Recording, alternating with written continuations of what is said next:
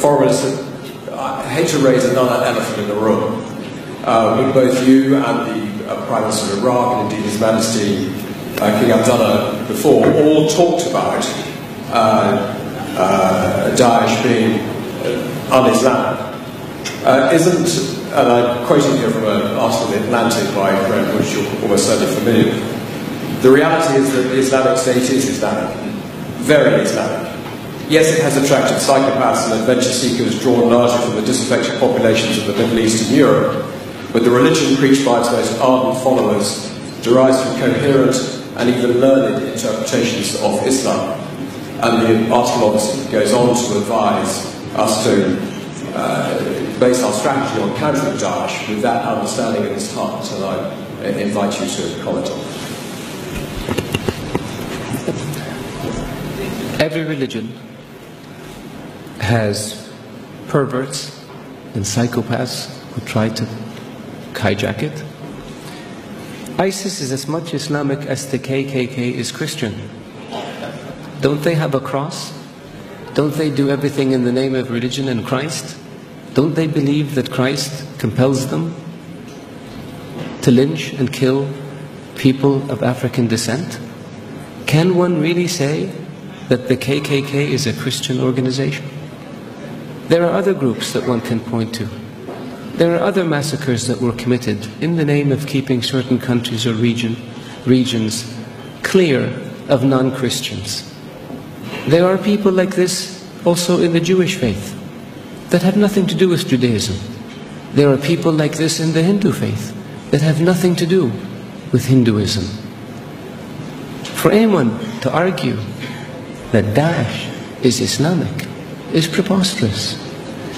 In the Islamic faith, the Quran reveals that you have your faith and I have my faith. And you're free to practice your faith and I'm free to practice mine.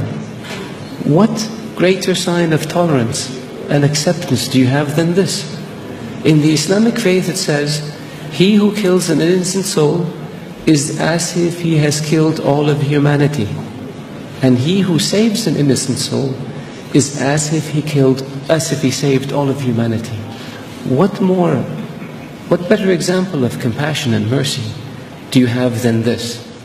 So if you look at what Daesh says and you say it's in the scriptures, doesn't the Old Testament say an eye for an eye and a tooth for a tooth? If somebody does it today, would you say they were Christian or they were Jewish?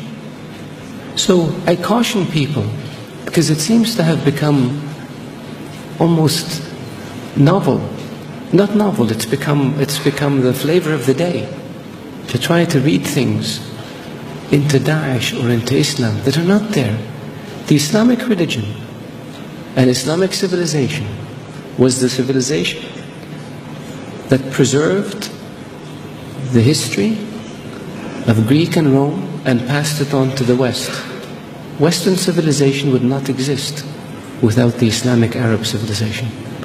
The Islamic civilization and the Islamic Arab civilization was the civilization that connected China with Europe. So it was global. The point I made early on about being an intermediate civilization, this is what I mean. So if Islam was intolerant and Daesh represented Islam, would Islam have preserved Aristotle and Socrates and passed it on to the West? Would Islam have connected Eastern civilization with Western civilization? Of course not. So I urge you, all of you, to be careful when it comes to making generalizations or to accepting generalizations that have no basis in fact. Thank you. Thank you.